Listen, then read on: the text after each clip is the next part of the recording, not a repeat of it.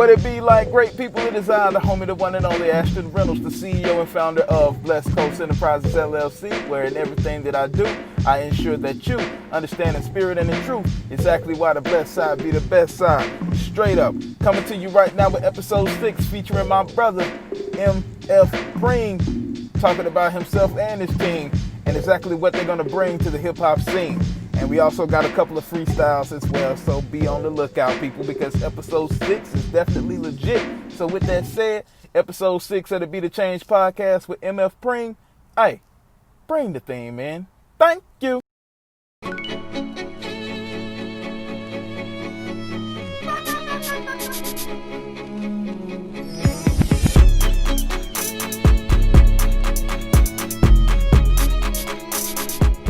What's going on, great people? It is I, the homie, the one and only Ashton Reynolds, and welcome to another exclusive Be The Change live interview, where I always talk to people who are doing by allowing their gifts to line up with their purpose and being the change to help make change to create a better tomorrow today. And I got another great individual right here on the screen with me, straight up. I'm talking about this guy here is a lyricologist. My guy here is a rapper. He's a dope rapper, a dope lyricist. Wow. How do I know that? Because I heard him spit. And you know he's legit, man. So without further ado, I got my boy MF Preme. Y'all see him on the screen. Name is Javon Green. What up, brother? What's going on, man? MF, the Saint Atlanta Wolf himself in the presence. Yes, sir. That's what I'm talking about, man. Look, it's an honor to have you here. Thank you so much for agreeing to come on the podcast, man. As you know, it's going to be everywhere on 7 different platforms, audio-wise. It's going to be, of course, seen here first because this is an exclusive. And then it's going to be on YouTube and also the podcast Instagram. So, brother, we just going to keep this thing going and growing for sure. Right on. Yes, right sir. On. Yes, sir. So let's get to it, man. The Saint Atlanta Wolf. Mm-hmm. Tell me the origins of that. Like, how did you come up with that name, bro? For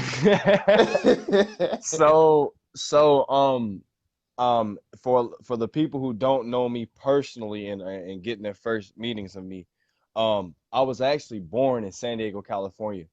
Both my parents are from San Diego, California. And I lived there up until the 2nd grade, towards the end of the 2nd grade, when my mom moved me to the East Coast, well, more specifically, Atlanta. Yeah. It's just basically I grew up in a California household, but I was in Atlanta. So while I was at home getting all the California lingo, the music, the environment and the culture, Yeah. I was going outside playing and going to school and getting the Atlanta culture and what was going on down south, you know? So I just remember hearing growing up a lot that, like, you know, you can't be from more than one place, or you know, you got to pick and choose, or if you're born here, that's where you're from, or if you're raised here, that's where you're from. And I just made the decision, man. I was like, well, both places are directly responsible for upstanding this individual that you see before you. So Right. I could never cut the head off one or the foot off the other. Birth of Saint Atlanta. And then the actual wolf part, man, is man, I won't say that I felt like I was a sheep coming up as a young buck, but I do feel like I was wet behind the ears with a lot of things, and there were a lot of things that I just didn't have knowledge of. So I basically came up with a concept in my mind that if you're not on track with knowledge, or if you're not in a constant trying to yearn and gain, then in a Right. sense you're a sheep. You know what I mean? Right. So since I kind of, I don't know, people call it being woke, the awakening period, whatever you want to call it. When I decided to use my conscious mind to conduct and make decisions for me, that's when I became a wolf. That's what's up, man. Going against the norm right there. I can respect that right there. So can you tell the people exactly how important it is to truly know who you are so you can be that artist that you know that you can be? Oh, for sure, man. I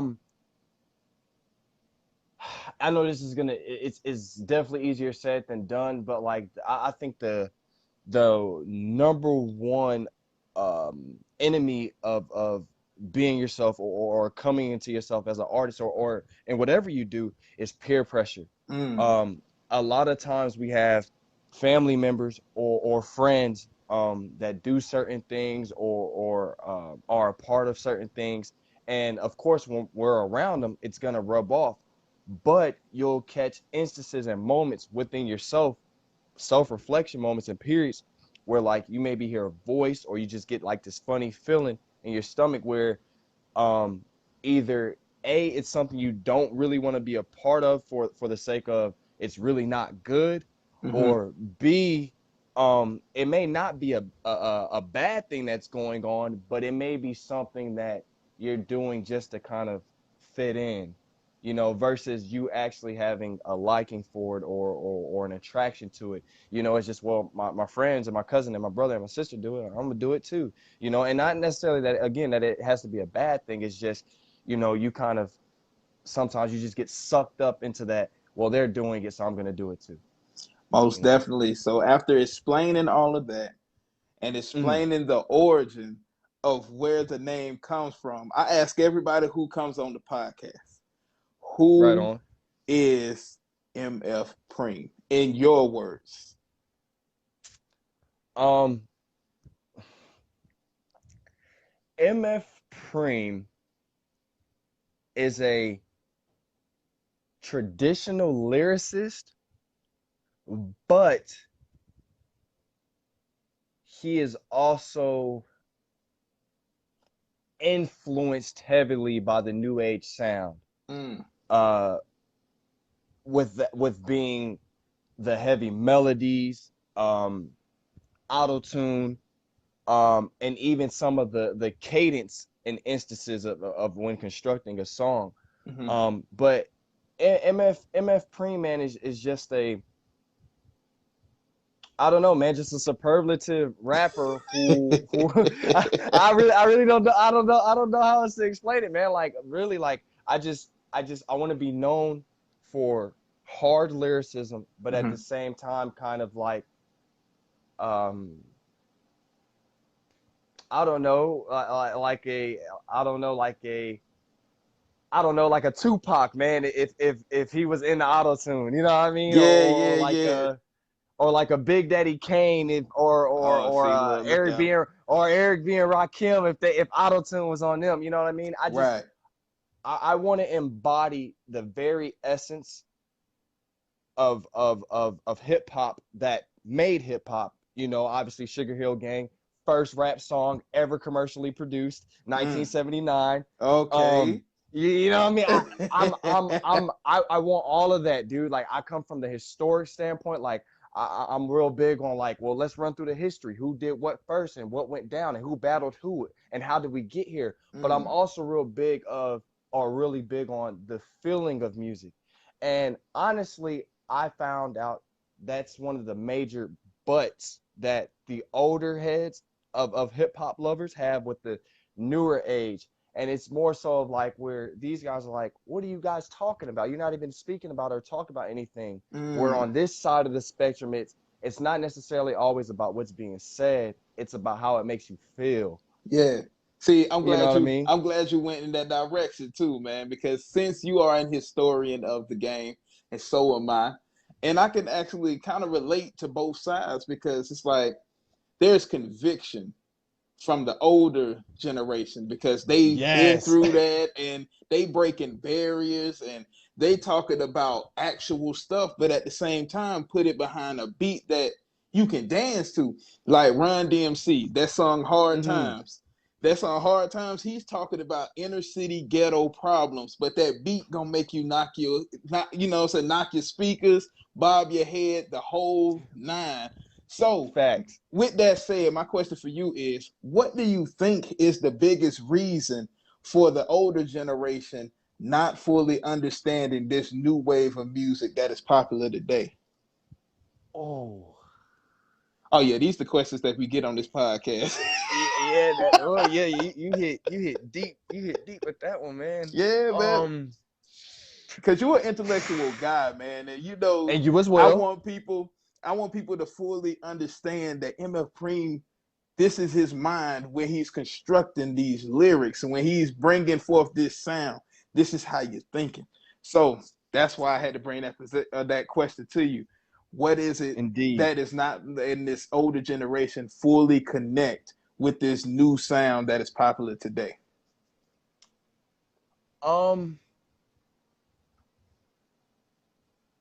Relativity. And I'm about to expound on that.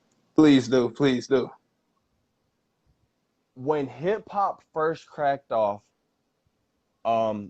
which I would think it would affect anybody that was born from that time up until probably like the age of latter 20s, maybe Right. even 30s in there when hip hop first cracked off. Mm-hmm. It was a new sound. Um, it was before hip hop. It was the disco era. Yeah. Um, New and, wave. and sounds like that. Yeah. So everything was. I'm not gonna say everything was about love, but everything came off kind of soft a little bit. And I don't mean soft in like a masculine or feminine aspect, but just like it was. Even if, for instance, oh, really good song. Not Luther Vandross. Oh man, this is gonna kill me. Marvin Gaye. Oh yeah. The song where he's talking about he's basically talking about inner city. It might be called Inner City Blues. Oh, that's my favorite song right Yeah, there. That is Inner City Blues. Yes. so for that generation of people who were around and thriving when that sound was prevalent, Right. he may have not have been saying anything too different from what NWA is saying. Maybe words a little bit different and the harshness of the sound is different. Mm-hmm. But I think that's what it is, man. It's the relatability. We come in that hip hop, when hip hop first cracked off, the things that were being talked about in hip hop were things that that generation was dealing with and going through. The sounds were they transferred over from breakdancing. Before you had rappers, you had MCs who really didn't rap. They had crowd control. They got the crowd hype. Yeah. But really Yeah. it was the break in for the DJ. Yeah. But the DJ scratching, the DJ really actually developed the hip hop sound. The rapper just kind of That was rapped like, over it, yeah, that was like the partner. You know what I'm saying? Like they It, played in the background. Right. You right. exactly. But again, that was a sound that generation grew up immersed in.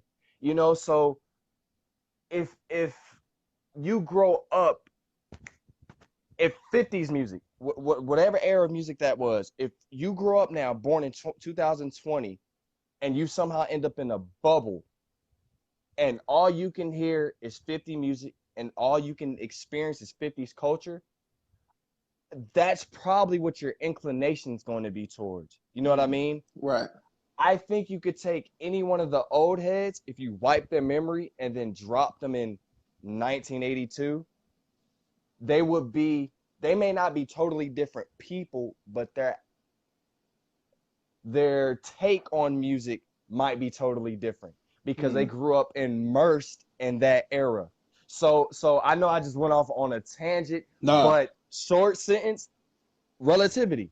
Yeah. Relativity. How well they relate to that time period of music, and it's because they grew up in it. Right. That's what was when they were 6, 7, 8, 9, 10, 11, 12 years old. That's what they were hearing on the radio. That's what they were hearing here. That's what they were hearing there. Right. So that's their music, and then you grow up on that 10, 15, 20, 25 years later. Now all of a sudden, here's something brand new. Man, what's that ruckus you got playing? You know That what I nonsense. mean? You know That what I'm saying? nonsense. Yeah. Exactly. Yeah. Exactly. Man, hey, that's definitely one. And I also think that narrative too. Because when you think about it, back then, it was fun. It was, saying, hey, don't do this, don't do that. Don't go this way. Mm. But as the 90s kicked in, now they start embodying what those rappers said to avoid. So, for instance, let's just say the rappers were saying, dang, what's the name of that song? Um, well, I just stay mainstream. Run DMC. They talk about the harsh Okay. blues, like saying what you should do as a Mm. result of what's going on. Then go to the 90s. You got Jay-Z. He is the dealer. So instead of talking about the Mm. effects of the drugs, now they become the one dealing the drugs. And the And drugs. nowadays they're rapping from the perspective of the drug user, or they're talking of, or you mix genres, and they pretty much now are putting their feelings on the track. Like if they're not okay up here, they're making songs like that that's trying to bring awareness Mm. to That's different powerful what things. you just said. Yeah, so I'm seeing that with all of these artists that people are saying are not rappers, like the Lil Uzis and the Lil Yachty's and things like that. So I'm gonna ask you this: is the treatment that they're getting, do you think that is fair or unfair? The new Yeah, the artist. new artists, the new artists. Um. Ooh. Ooh. That man. You got some great questions, man. Yes and no, and the reason why I say that is because um I'm older. I'm older than Yachty. I'm somewhere around Lil Uzi Vert's age. Okay, so we're in there around the same. Um, it's fair because at first sound and instance, it may not necessarily be the most intellectual thing to listen to. It may not be anything that forces you to think or to break down and be like, hold up, wait, what did he just say? Right. Wow, I need to pay attention to that. It's that's why I say it's fair, but the reason why I say it's not fair because at the same time, I almost treat it like a product of an environment situation. Mm-hmm. Um, if a person only knows Hawaiian Punch and Sunny D, and then you try to bring them a bottle of water after 18 years, they've only been drinking Hawaiian Punch and Sunny D. It's kind of like, well, you disgusting thing. You don't drink water. But then on the back half of that, but on the back half, it is like, well, like for 18 years, you didn't drink water. So you really don't know no better. However, there's a certain stop in that because I believe once you become on in the music, what we call on in the music industry, Mm-hmm. I believe that there's a certain window or threshold that you pass that when you become turned on to certain knowledge, and now it is on you to do something different. Mm. Hence 21 Savage. Yeah. 21 Savage is one of my favorites with that because granted he may still have his songs where he talk about yeah with the yeah and woo, woo, woo, Yeah. but that song, man, he did with J. Cole, bro. I Oh don't know yeah. what happened before that, what he went through, or what was transpiring. And it may have been all that legal stuff he went through, because he's originally from Britain. Right. It may have been all of that stuff that he went through, man. But whatever he went through specifically, that song came out, and I was just like, bro, I saw 21 Savage in a whole different light. And then it was like music after that that was coming out. I noticed, at least personally, I noticed a difference. Like again, he may have the onesies and twosies about some of this stuff and some of that stuff, but I started to see actually the positivity start to climb through. Mm-hmm. So again, what that lets me know in my mind is that for certain there is a threshold that you cross where you become an on rapper or artist, where you become turned on to certain knowledge. And I know that it's very possible to move in a different direction. Prime example again, Lil Baby. You know what I Yeah. mean? Yeah. That, Right. that's Right. another really good one. You know what Yeah. I mean? I can't expect you to do better if you don't know better. But once you know better, it's your responsibility to do better. Oh man, that's what I'm talking about right there. So basically what you're saying is when a rapper is coming up, they gonna rap about what they know. But once they get exposed to some new stuff that's beneficial for them, it's on them to decide to utilize that and spread that knowledge. Target. Ooh, hey, man. I'm loving this conversation right here. The reason why I had to ask your take on the climate of the game is because it's going to piggyback on you. Because since you're trying to bridge the old with the new, you're kind of giving the people like an inside scoop on what goes on inside of your mind. I know I probably said that earlier, but I had to reiterate that for those who were just joining in. So my question for you is, which particular era of rap do you love more? The older school sound, and it don't have to be too old like Sugar Hill Gang, Big Daddy Kane. It could be like 90s era, early 2000s. What era of rap do you love the most that make you say, man, I'm gonna do this right here? Which era is that? Man, that's hard because I was raised very, very, very thoroughly off OG West Coast rap. Oh wow. That's my DNA. So like Keep the OG. Sneaking and E40 and all them hyphy. Oh no, you gotta go older. We talk Oh now. We talking wow. about 90s. We talk about Too Okay. Short, Yeah. E40, Booyah Tribe, the Okay. West Side Connection with Mac 10, Dub C, and Ice Cube, Okay.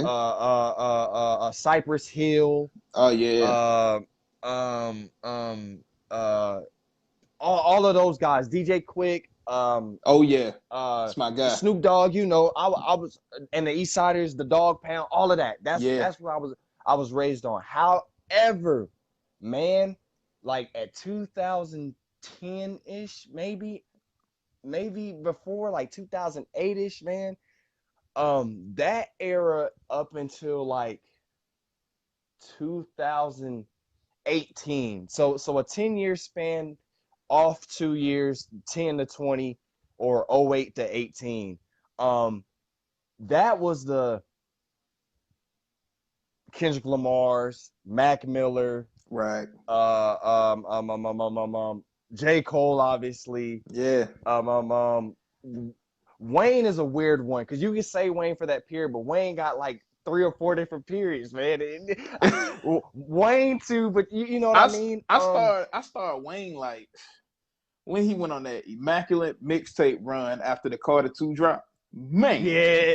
that's what I count his in. But he went crazy during that period.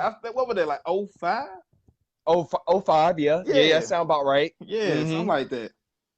Yeah, for sure. So it's between those two periods, man. But I'm gonna have to go with 90s West Coast rap, and the reason why that is because even my preferred rapping style or attack when I approach a beat, it comes from a very OG West Coast place. You know what I mean? Sometimes Right. that's why even like if you watch some of my videos, I'm a little aggressive.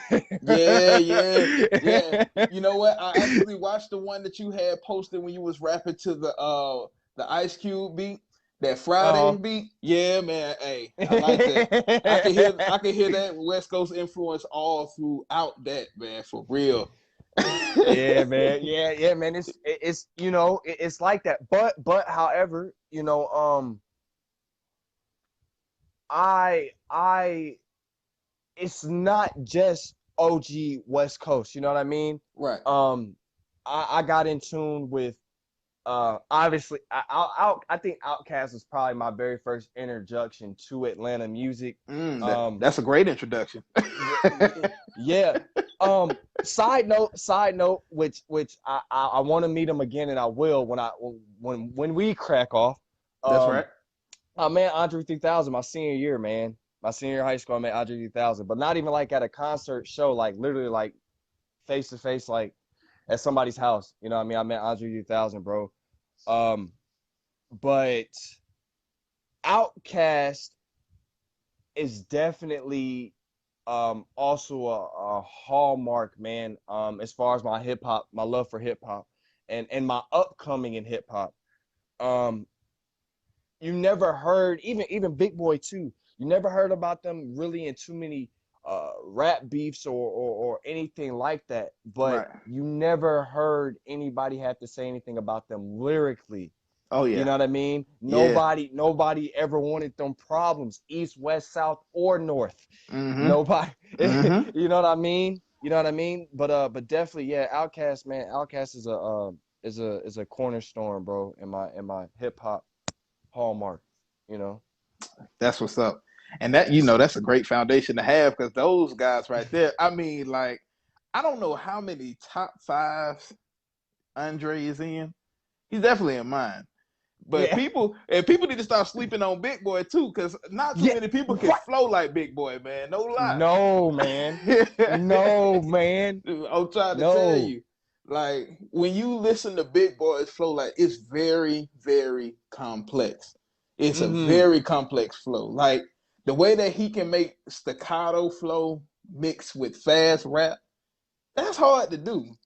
And I know It people might is. sit there and be like, "Yo, man, what is that?" Okay, Yeah. you try it. Because that whole Exactly. Dungeon Family, Goody Mob, Outcast, man, that's what all played inside my dad's truck on the radios when I'm playing baseball at Welcome All Park. So this is my city. I'm a Grady baby, Right. so I know all about Yeah. that. So they bring me back to my roots whenever I listen to Outkast or anything like that. It just takes me back.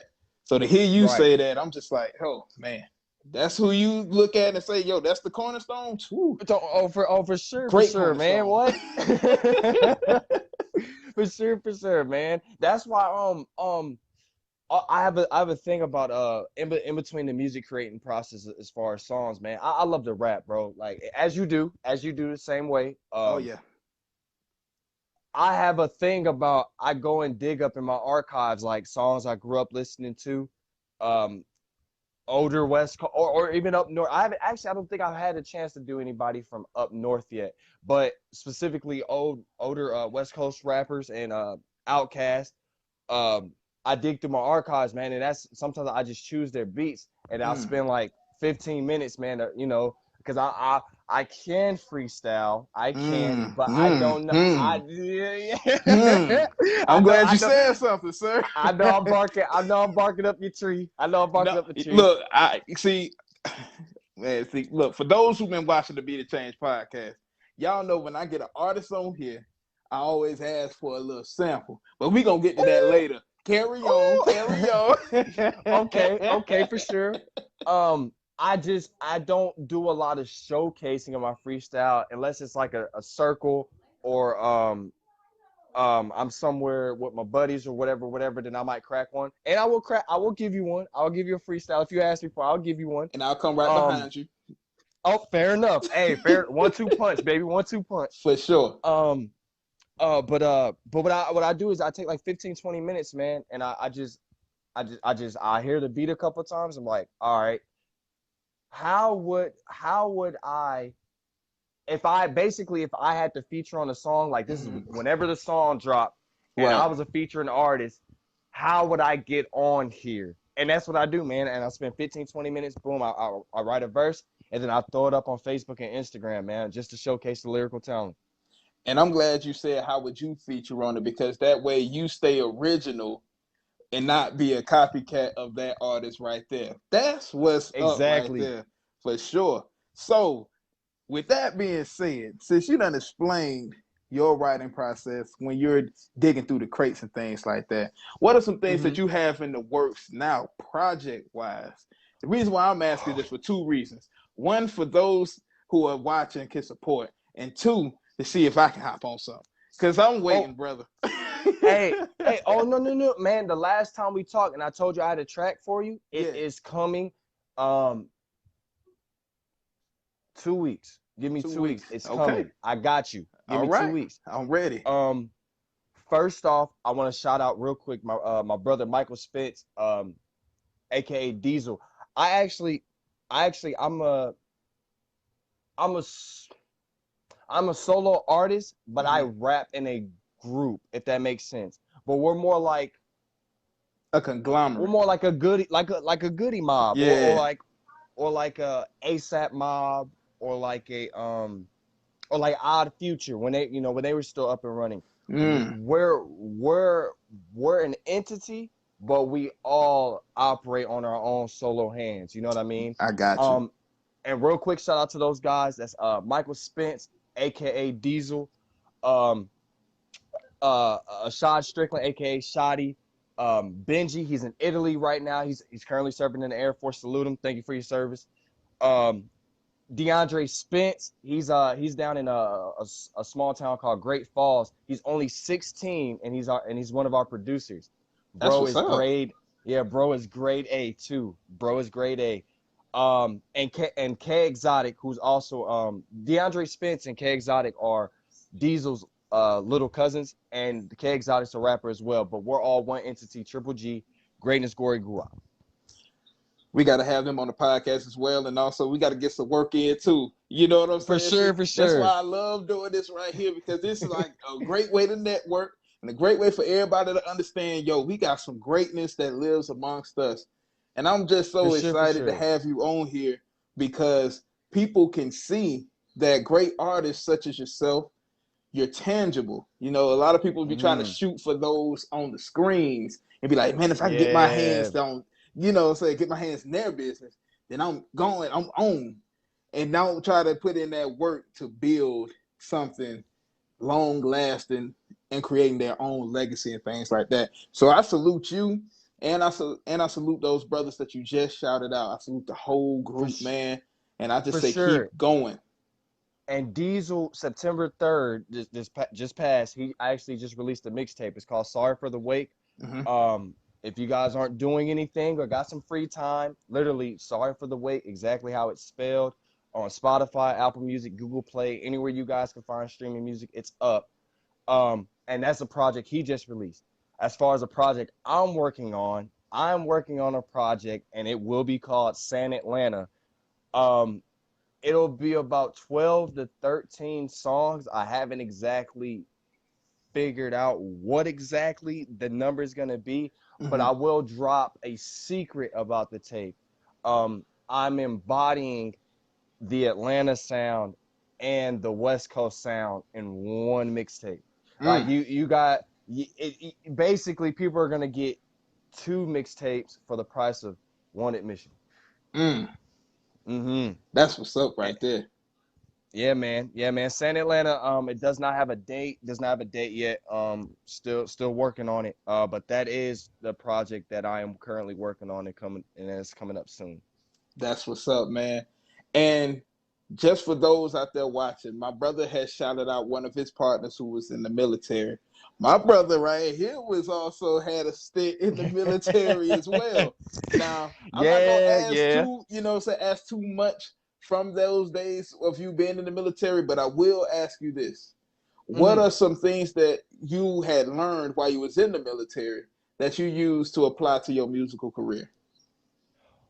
Oh, number one off the bat, I actually got to define the meaning of tired. Mm. So like running around 16, 17 years old, because I went I went in straight after high school, Mhm. talking about I'm tired. Nah, it taught me the meaning of what being tired is, which translates into actually work ethic. Mm. Taught me work ethic, man. Sometimes you just got to get it and go. You just got to get it and go, man. I think a lot of us are keeping ourselves from what our purposes are and what we're meant to do here on this earth just by simply saying I don't feel like it, or Mm. I'll do it tomorrow, or I'll start next week. No, man. No, no, no, no, no, no, no. Start now. You may not Mm. be able to do everything you want to do right now, but do what you can. And then continue doing that. Continue doing what you can until boom, you have something tangible, something that you can hold on to and grab. But man, it all extends from work ethic, man. Ain't nobody gonna work harder for the things that you want or your purpose than you are. You know Mm, what I mean? that's You know what what I I'm mean? Got to do talking the about. lead work. But yeah, I learned the meaning of sleep and work ethic. The two of the most important things I learned in the military, or in the Marine Corps specifically. Man, hey, now that's what I'm talking about right there. Because there's a lot of people out here that say, "Yo, I'm going to do this," and they procrastinate on it and just put it off until tomorrow, or put it off until next week, or put it off until next year. And so many Right, people been saying that every time around the same time every year, and that be New Year's. As you know, at the end of resolutions. 2019, everybody was screaming change, change, change. But 2020 has been full of that, and they are Yeah. realizing firsthand that change is uncomfortable. I say that to ask you, bro, how are you doing during these times of confusion, of civil unrest, of addressing and undressing systemic agendas that have been set for so long in the fabric of society today? How have you been doing, and how have you been managing to adapt, adjust, and still be as incredible as you are during these times? Number one off the bat, this gonna sound crazy. Crazy is he double hockey sticks to people. I do not watch the news. Thank you. Okay, I don't. I there don't. you I don't go. watch the news. I stay on track and on par with world events and Mm-hmm. things that are going on, but I do not watch the news. I do not get home and flip on Channel 5 or Nobody Channel 2 or none of that. Um, the news is a platform that has been lobbied on and paid for. What they report may be true to an extent, but how they report it don't be right, man. It don't be right. It either that's the best way to say it, man. Like either it's blown out of proportion, Mm, or they do things like empty statistics. They may post a statistic, but they won't post a reflecting demographic of the statistic. They may mm, say 95% of these people did this, but there was only 100 people.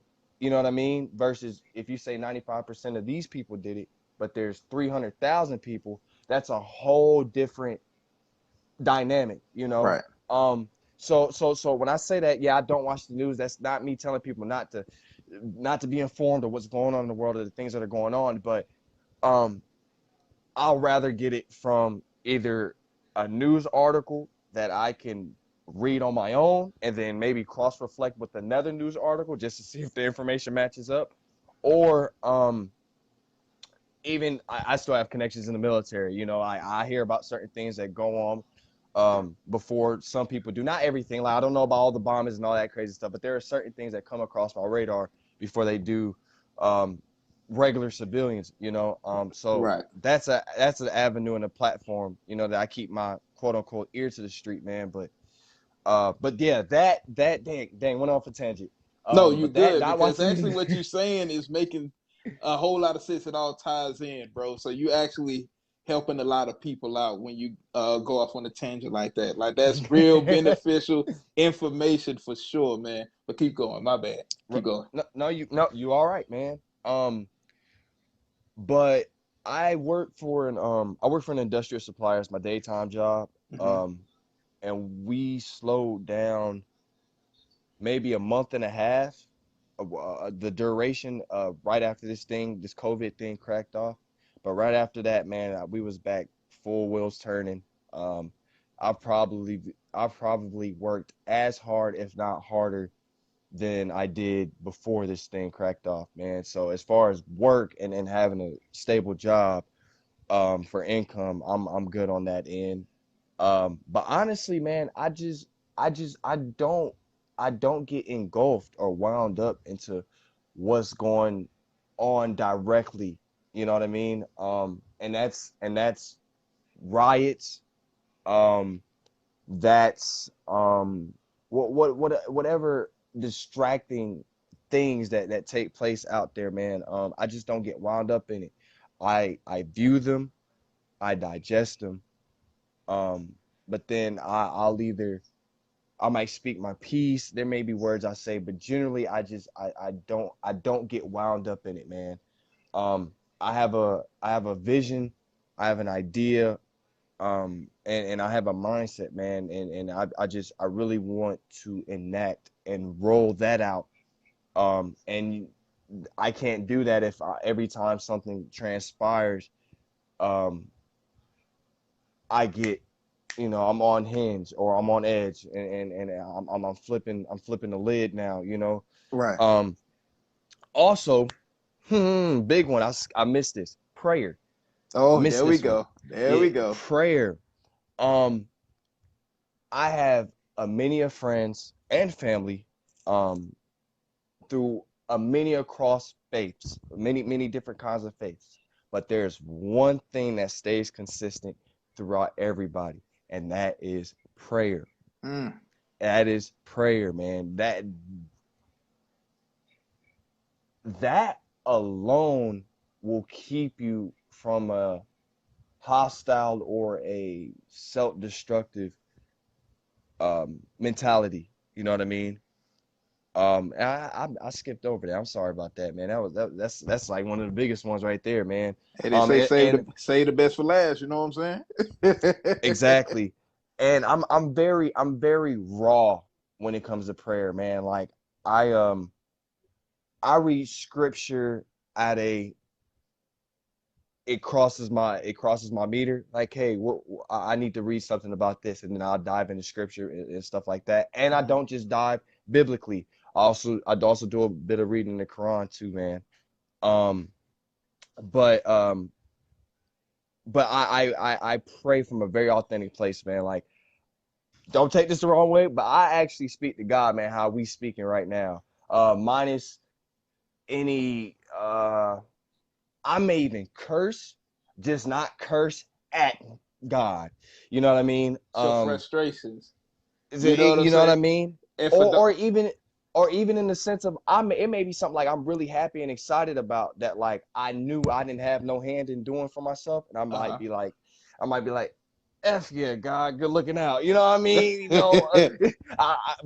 But it's authentic, man. Yeah.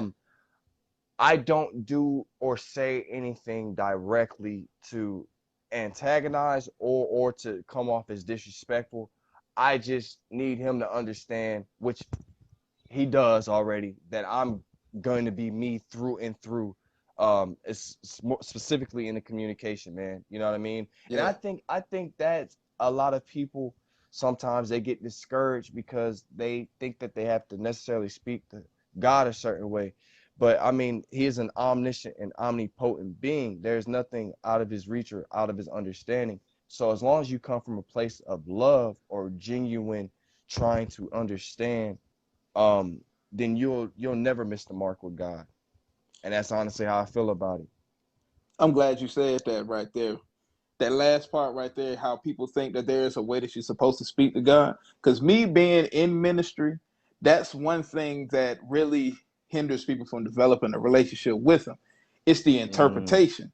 So that's why in Blessed Coast, and I got to give a shout out to my brother William Lowe, because out of Blessed Coast, he started Harvesters Ground Ministries. And man, we are out here letting people know that through proper introduction, instruction, interpretation, and implementation, you're gonna fully understand exactly why the blessed side be the best side. And the only way that you know what nah, I'm saying? So that's the only way that you're going to actually receive salvation and get to God the way that you need to get to God. It's out of a changed heart because He looks at our heart. And for sure. if we give Him lip service, give God lip service, and we're just saying, Lord, help me. Lord, thank you for this. If try to put a condition on exactly how God's supposed to work, it ain't gonna work like that. You know what I'm saying? It's It never definitely not does. gonna work like that. Because this is my Never thing does. here. This is my thing here. Salvation is a spiritual transplant, a spiritual Hmm. heart transplant, I should say. Because out of a changed heart comes changed actions that represents a changed man. You feel me? So Hey, that's what it is, man. That's And I'm glad big. that you That's said big. that. I'm glad that you said what you said, how prayer is it's a way that you keep your focus and maintain your peace. Because a lot of people nowadays try to push God to the back. And if they don't see anybody working, they try to use prayer as like a last resort thing. Can you just reiterate one more time exactly how important it is to have faith and prayer during these tough times? Just a Oh little bit man, more. I'm and to keep it real. Depending on who you ask, they say it's more important to pray in good times than bad. You know, There you go. but Pray for sure, without man. ceasing. Like um, just for the mental state, man. Like we are living in crazy times, man. Yes. Like this stuff that's going on is wild. And honestly, man, I don't I don't know who is really going to stay sane without that peace of mind, you know, in prayer. Um, you got to, you know what I mean? And I also maybe a little bit of, I don't want to call it coddling. I'll just simply call it respect for people who don't feel or believe the way we do or I do. Mm-hmm. But even for people who aren't necessarily so inclined to God as an idea or as an entity of a being, Right. I tell people meditate. You know what I mean? Get down to that inner being, because I also believe this too, that like a lot of us look to the sky for God when we should be looking here. And I believe through true meditation, you know, what maybe what the Buddhist monks do and several different groups do, you'll find God on deep inner self-reflection. I honestly truly believe that, you know. So Mm-hmm. even the people I've come across in my walk, man, who aren't exactly inclined again to the entity of God, I tell them like, well, man, meditate, you know, or if that's what you need to call it, because it's still prayer. Right. But Right. Right. you know what I mean, but if that's what you need to call it to get you through it, man, you obviously got something going on bothering you on the inside.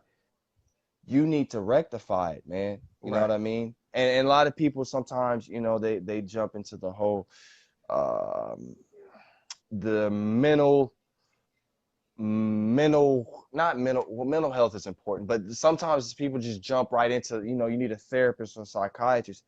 And honestly, you know, I really think in a lot of those cases, man, people should just break down and pray. You know what I mean? Right. You know, Right. I'll be willing to try that before I go, you know, before I go to you know, a psychiatrist or therapist myself.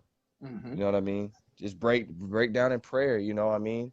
And it can't hurt you. You Hey, know, you know it what I'm can't saying? hurt you. Like they say, God is a gentleman, man. All you got to do is give it a try. And through your free will, man, you align your life with His will, or hey, you do your thing. The choice is yours.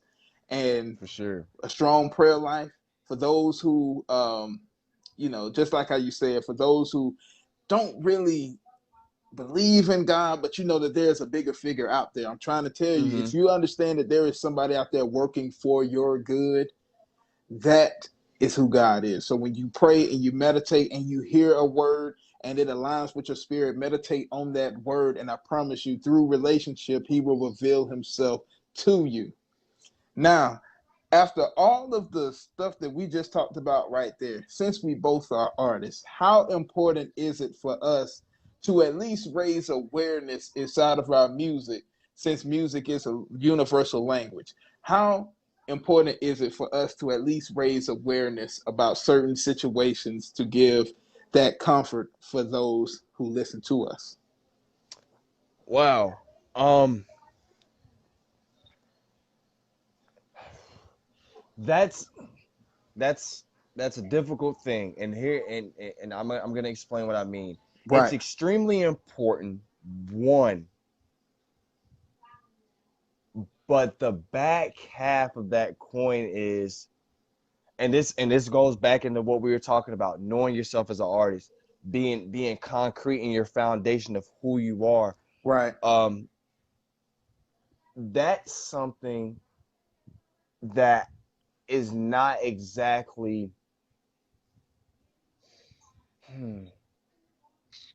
Because I get it's what not always I get where you're going with that. gravitational. You know what I Yeah, mean? yeah. It's not always gravitational, but that's also why it's impertinent on us as artists, man, to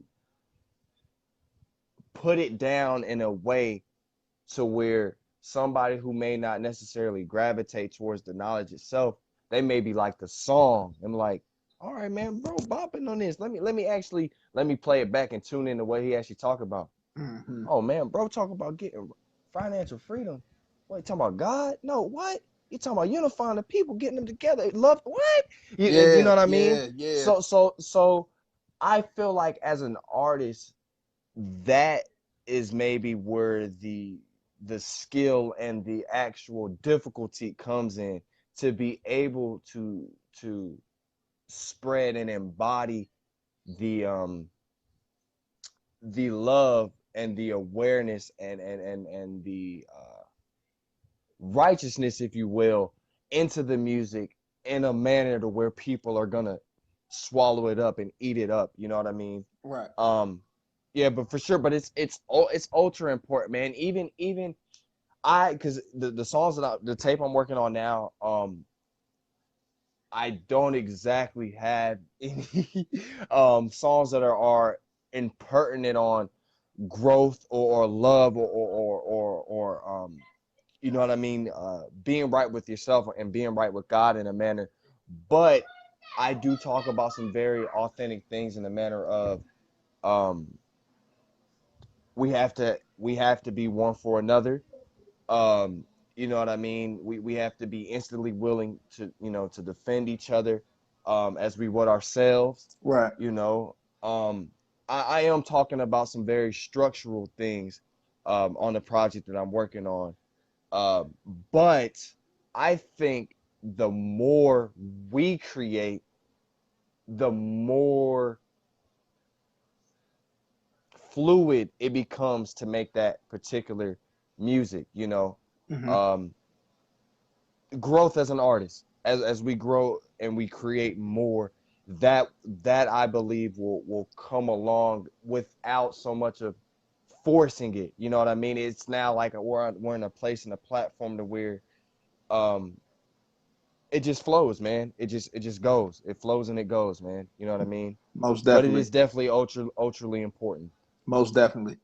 My take on that is the reason why I asked you that is because, as you can see, a lot of the media, a lot of social media, I should say, they try to Mm-hmm. put that burden on a celebrity when, in actuality, when they had started to embark on that journey of being an entertainer, that wasn't a part of the plan.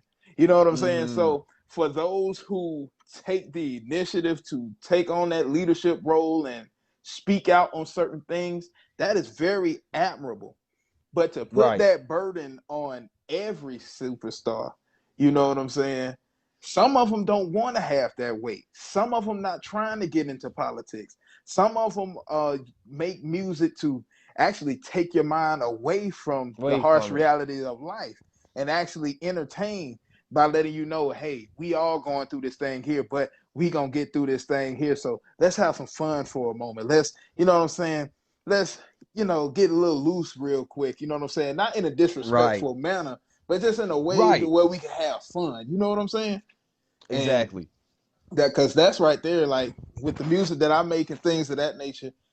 Um, I talk about a lot of the stuff that goes on here, but at the same time, I do it in a way to say, yo, you can still have fun to this. Like, this is nothing but motivation. So, yes, this is the problem. This is how you get through it. Now, slap this beat behind it, and everybody just Right. dance to it. You know what I'm saying? Speaking of one of your tracks though, man, that shoot your shot, dude. Ooh, ooh, man. I said, hold on. Anytime I listen to a song and within like the first 15, 20, 25 seconds, you got me. Here, hold on, let me, what do you say? Ooh, boy, you better quit. Boy, you better quit. Hold on. Yeah, Yeah. man, that shoot your shot is hot, bro. Hey, That's man. hot. Like, That I mean, and in my eyes, man, that's as hot as any trap song or any. I won't say destructive. I'll say environment product of an environment song, man. Honestly, man, I feel like that's just as hot as anything. You did your thing on that for sure. Yo, I truly do appreciate that, man. And you know, a lot of people don't be thinking that I really spit that fast part in the beginning. What they think? What they They you thought just it was. plugged it in line by line? Come on now. See, they think just because you know I'm on the heavy side, I ain't got that much breath control to do that. I did that. One Right. take. You know what I'm saying? One Ooh, take. Yes, one take. I went through that thing. Yeah. man. Yes. All you had to do was I had to count it off because you were like because, on, breath, mice like this, mice like this with the money in my hand. I got a vice like grip, got to eye my chips to divide my chips for the Rudy, whenever could divide my clip. Always I equip for the life I live. Got to keep it real, the advice I give, for rice the riff for your dice they give for the goal and behold, it's Christ I give. All of the glory and all of the praise, correct the story in all of my ways. So ladies, I wanted them back in the day, but blessed with the one who was my fiance, TAKAIA Wills. He say, she say, I say chill. I want y'all to win for real. If you want to win for real, chorus. Mm, So it don't matter. It's like drinking yeah, water, man. You put in that work for it. for sure, for sure. Yes, It's like a sir. muscle. You got to exercise it. For sure. And since I just exercised mine, I mean, we done led to that segment where we at the time where it's time for the artist to show what we can do.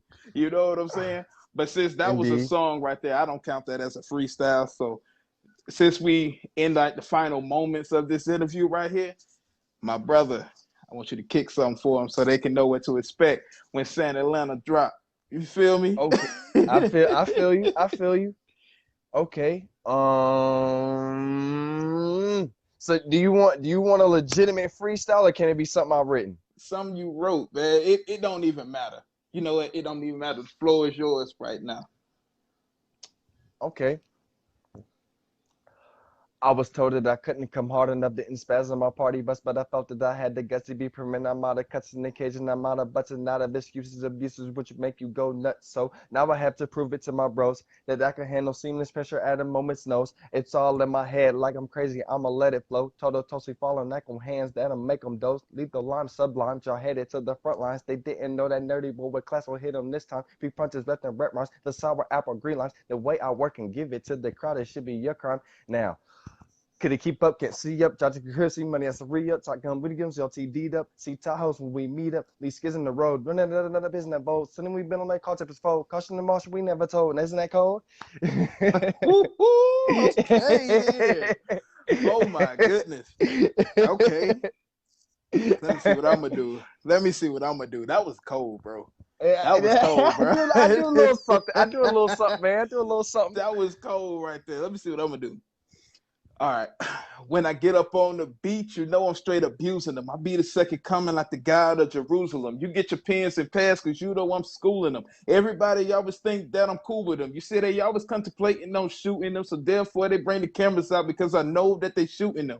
They always throw their problems up in the air. I jump out of my chair and slam it down, alley-ooping them. Big boy shoveling, fat man scooping them, and everybody see the lies. Now it's the truth in them. Everybody love the way that I put it together, so you know I'm fusing them, paint a picture of illusion. It's something that they could get used to. A lot of people don't even know how this tune could come together and formulate inside his mind. Well, you know, I had to practice every single time. The reason why, because I used to go nickel and dime, and the reason why is to go pick up the dimes. Then after that, I would just stick to the script.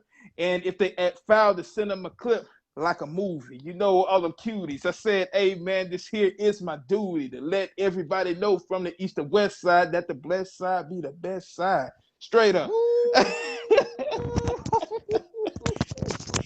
Yes, sir. They made me drop my headphones. Man, what? Man, what? Yes, sir. You ain't coming like that, man. It's like that, brother. Ooh, It's like that, brother. Man. So, Yeah, that. you know what to expect when that beat comes. You know what I'm saying? Oh, for sure. Oh, for sure, for sure. Yeah, for man. For sure. Most definitely. Yeah, man. But I'll be honest with you, man. your reputation speaks for itself, and I wouldn't expect it nothing but. I For appreciate sure, that, bro. man. I truly do appreciate that, man. Look, my fiance, look, she dropped the flames on it. It's a couple of folks up here. Clint, what's up, bro? That's my other partner. He a part of the ministry too. Shout out to Right Clint, on. my fiance, always supporting. Doc Honeycutt, what's going on? Osiris, what's going on? Tawana, appreciate the love. Terrence, appreciate it. Jermaine, I had interviewed him last night. Man, Okay. brother is insane with it. I appreciate that. He said 2 Black Kings. Much Right love. on. Appreciate Right that. on. My mother-in-law, Tasheen Watson. I appreciate the support. Man, that's why I love doing it here on Facebook Live so everybody can continue to show love and support because they know For for a fact sure. that they can connect with each and every one of us because we tangible. Catch us now, you know what I'm saying? Because when we Right, go right up, you before we know, go. it's a wrap. Hey man, I won't, man. But honestly, on a side note, man, that's actually kind of one of my fears, man. Because, bro, with the kind of gentleman we are and the kind of presence we keep, man, it's inevitable. It's Right. inevitable. Everything we looking forward to and wanting is gonna come to us, man. It's already been written. Most Um, definitely. but but with that being said, though, man, one of my fears, which I don't think my character and my being and my spirit would ever let me get like that, man. But I just have a fear of just becoming too big headed, man. You know what I mean? And I Mhm. just I don't want to. Um, and I just pray throughout my friends, family, and the people around me, man, that they keep me grounded. That's Oh all. yeah. You Hey man, know. you got a brother right here. Ain't nobody changing. You know what I'm saying? That's the thing. A lot of people get to a certain level and just, get out of touch with reality. Like, Right. you don't remember eating peanut butter jelly sandwiches on the regular. You know what I'm saying? Right. Like, Hey, come for on sure, now. man.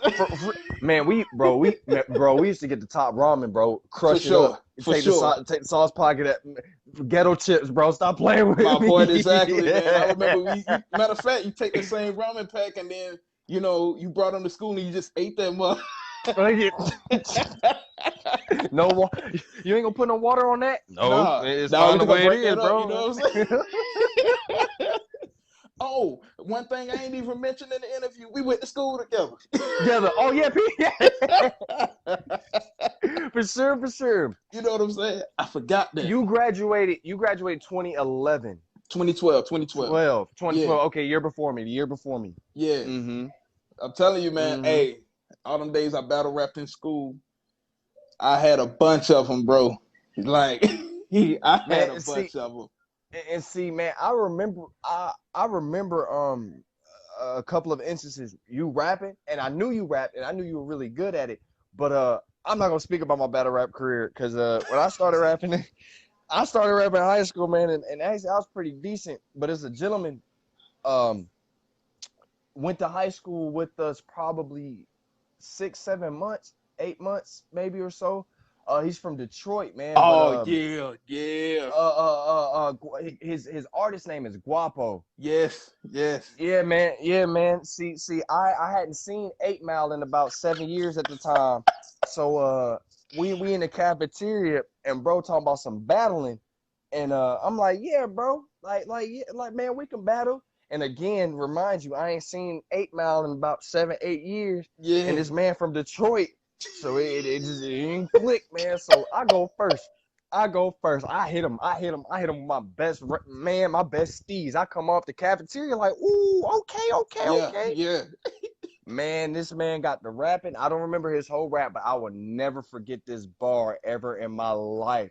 Bro was rapping. He was like, something, do. I have my dudes come and touch you up like Penn State.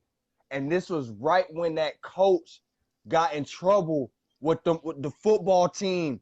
And bro, Mm. like, bro, bro, we black men, bro. When I tell you I was white as rice after that, bro, the color just drained from my face.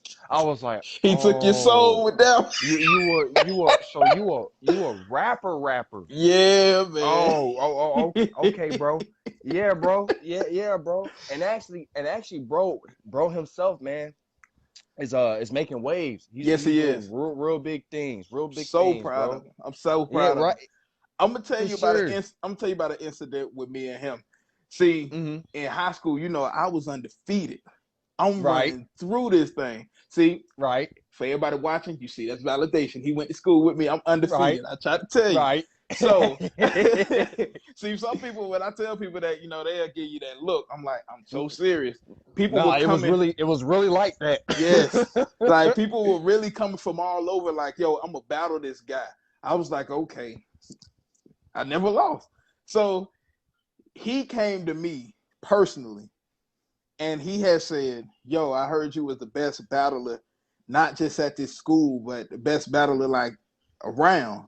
I said, yeah, Mm. cool. I thought he was about to, we was gonna set something up. He said, bro, I don't even want to battle you. I just want your respect. Because he was storming through the school. I was like, yo, what?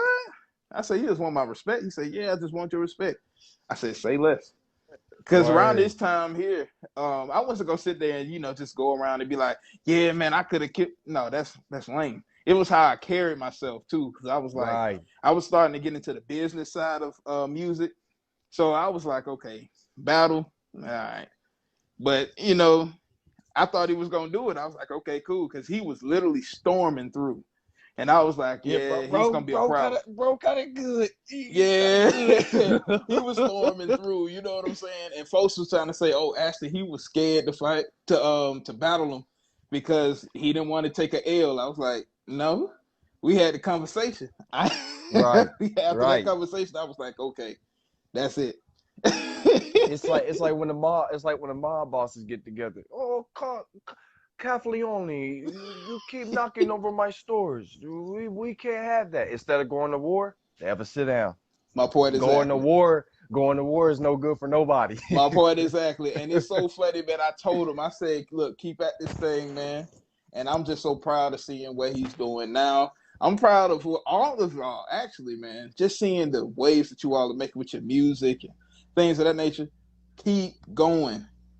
You Keep too. going. You too. You too, man. I You appreciate too. it. I appreciate it, man. I'm going to keep going as long as I can, as long as I'm here. That's all I'm going to do, bro. That's all I'm For going to do. sure. So, Hey, and vice versa, man. We yeah. locked in like a saved phone number. Straight up, straight up. You know what I'm saying? Hey, let the people know how they can follow you on these social media sites, man. Oh, let's see. I'm gonna also type it in All the right. below screen. So my Instagram is at underscore invisibly supreme. Invisibly is spelled with no I to start. It is NVISIBLYSUPREME, which is posted now there. My Facebook is here, as you can see it, Javon Green. That's actually my real name, which y'all won't get to be able to call. See, look, my head getting big already. Y'all won't Don't y'all won't call be me able no to call me Javon by when you see me. Javon. It's MF. It's MF. That's right. You know what I mean? But that's my two platforms I run off, man. Facebook and Instagram. Oh, also I'm also on Spotify, Apple Music, Google Play. Just type in MF space PREME, MF Preme, and I come up on all that. You can actually just Google me and all my stuff comes up. Like no, like it literally says musical artists and my name. Like That's I come what's up. up. So I'm gonna put that in the comments as well. Boom, boom, boom, and boom, blam. There it Yes, is. sir. The Yes, Santa Lana sir. Wolf in the present. Yes, sir. You know what I'm saying, bro? It has definitely been a pleasure and an honor to interview you on this podcast. It's definitely gonna be many more, and we gonna get this work in. And whenever you back in Georgia, cause well, I mean, shoot, I'm gonna be going back and forth between here and North Carolina, anyways. We definitely gonna get this work in. For Me, sure, for you, sure. the whole crew. I gotta hear it all, man. We gotta get this work in. And actually, I'll talk to you offline, but I may be there real soon, like a couple of days soon. But we'll talk offline. Let's do that. Let's do that. Well, everybody, I thank you all for tuning in to the Be the Live podcast interview.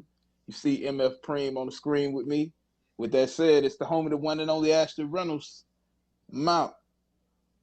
Deuces. Yes, sir.